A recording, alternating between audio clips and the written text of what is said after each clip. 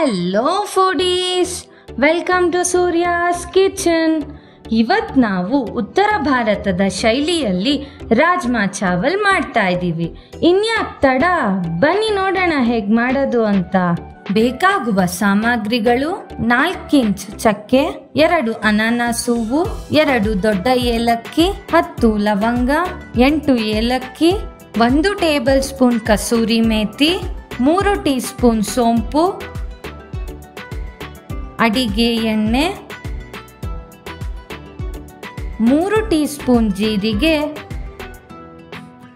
3 ಸಣ್ಣದಾಗಿ ಹೆಚ್ಚಿರುವ ಈರುಳ್ಳಿ, 2 ದಪ್ಪದಾಗಿ ಹೆಚ್ಚಿರುವ ಈರುಳ್ಳಿ, 1 ಟೀ ಸ್ಪೂನ್ ಧನಿಯಾ ಪುಡಿ, ಅರ್ಧ ಕೆಜಿ ನೆನೆಸಿರುವ ರಾಜ್ಮಾ, 2 ಇಂಚ್ ಶುಂಠಿ, 10 ಬಿಡಿಸಿರುವ ಬೆಳ್ಳುಳ್ಳಿ, 2 ದಪ್ಪದಾಗಿ ಹೆಚ್ಚಿರುವ ಟೊಮ್ಯಾಟೊ, 4 ಪಲಾವ್ ಎಲೆ, ರುಚಿಗೆ ತಕ್ಕಷ್ಟು ಉಪ್ಪು, 2 teaspoon chilli powder, 1 teaspoon garam masala, 150 gram ಬೆಣ್ಣೆ,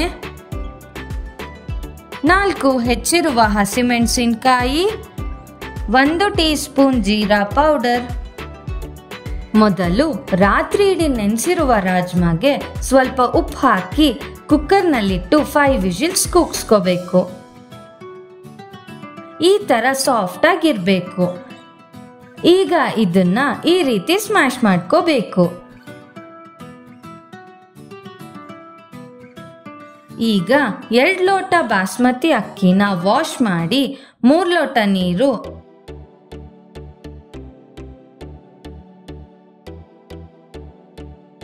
ಉಪ್ಪು, ತುಪ್ಪ, ಪಲಾವ್ ಎಲೆ, ಅನಾನಸ್ ಹೂವು, ಲವಂಗ, ಚಕ್ಕೆ, ಏಲಕ್ಕಿ, ದೊಡ್ಡ ಏಲಕ್ಕಿ ಹಾಕಿ 15 ನಿಮಿಷ ನೆನೆಸ್ಕೊಂಡು 2 ವಿಜಿಲ್ ಕೂಗಿಸ್ಕೋಬೇಕು. ಈಗ ಮಿಕ್ಸಿ ಜಾರ್ಗೆ ಈರುಳ್ಳಿ ಕ್ಯೂಬ್ಸ್, ಶುಂಠಿ, ಬೆಳ್ಳುಳ್ಳಿ ಹಾಕಿ ನೀರಿಲ್ಲದೆ ರುಬ್ಕೋಬೇಕು. ಈಗ ಮಿಕ್ಸಿ ಜಾರ್ಗೆ ಟೊಮ್ಯಾಟೊ ಕ್ಯೂಬ್ಸ್ ಹಾಕಿ ಪ್ಯೂರೆ ಮಾಡ್ಕೋಬೇಕು. ಬಾಂಡ್ಲಿಗೆ ಎಣ್ಣೆ ಮತ್ತು ಬೆಣ್ಣೆ,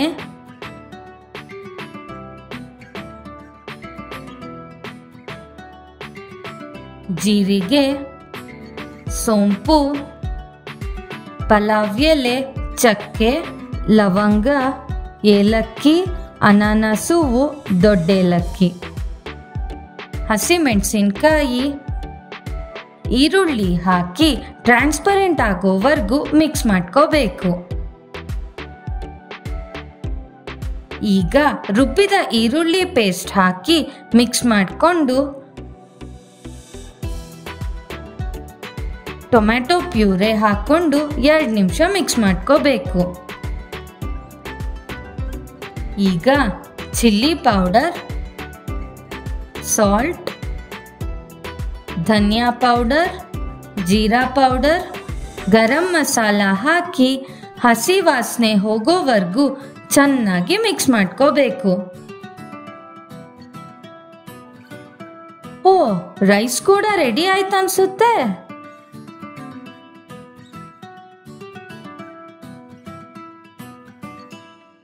ಈಗ ಬೆಂದಿರುವ ರಾಜ್ಮಾ ಹಾಕಿ ಚೆನ್ನಾಗಿ ಮಿಕ್ಸ್ ಮಾಡ್ಕೋಬೇಕು.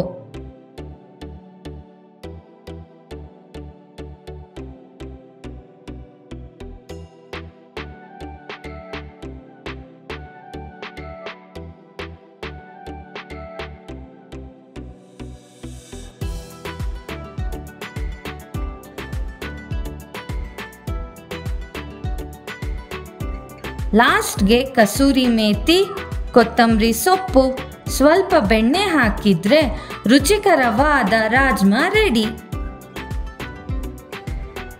ಈಗ ರಾಜ್ಮಾ ಆಯ್ತು. ಈಗ ಚಾವಲ್ ಸರದಿ. ಬಾಂಡ್ಲಿಗೆ ಎಣ್ಣೆ ಮತ್ತು ಬೆಣ್ಣೆ,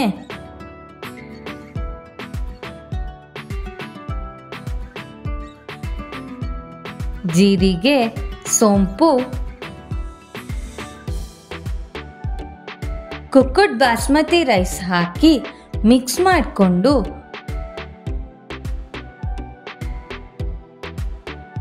ಉಪ್ಪು,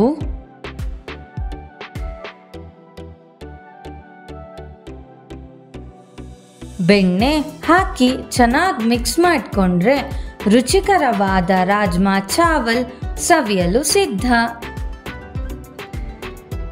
ಈ ರಾಜ್ಮಾ ಚಾವಲ್ನ ಒಂದ್ಸಲಿ ತಿಂದ್ರೆ ಪದೇ ಪದೇ ತಿನ್ಬೇಕನ್ಸುತ್ತೆ, ಅಷ್ಟು ಟೇಸ್ಟಿಯಾಗಿರುತ್ತೆ. ನೀವು ಕೂಡ ಟ್ರೈ ಮಾಡಿ, ಹಾಗೆ ಟೇಸ್ಟ್ ಹೇಗಿತ್ತಂತ ಕಮೆಂಟ್ಸ್ನಲ್ಲಿ ತಿಳಿಸಿ.